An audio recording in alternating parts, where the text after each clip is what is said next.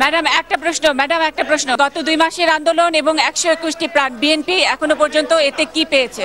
সাংবাদিক মুন্নী সাহা ও তার স্বামী কবির হোসেন তাপসের আয় বহির্ভূত সম্পত্তি ও ব্যাংক হিসাব অস্বাভাবিক লেনদেনের অভিযোগ অনুসন্ধানের সিদ্ধান্ত নিয়েছে দুর্নীতি দমন কমিশন। বৃহস্পতিবার এক সংবাদ বিজ্ঞপ্তিতে এ তথ্য জানিয়েছে দুদক।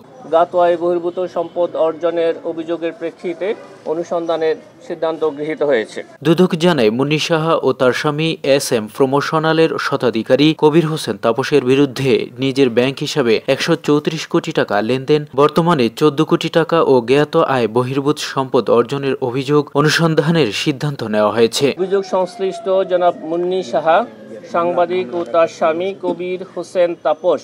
প্রসঙ্গত, গত 30 নভেম্বর জনতার তোপের মুখে পড়েন সিনিয়র সাংবাদিক মুন্নী সাহা। পরে তাকে ওই দিন দিবাগত রাত 2:30টার দিকে একটি মাইক্রোবাসে করে তাকে বাসায় পৌঁছে দেয় ডিবি। বর্তমানে মুন্নী সাহা 1 টাকার খবর নামের একটি অনলাইন পোর্টালের সম্পাদক। 5 আগস্টের পর হত্যাসহ রাজধানীর বিভিন্ন থানায় একাধিক মামলা হয়েছে তার বিরুদ্ধে।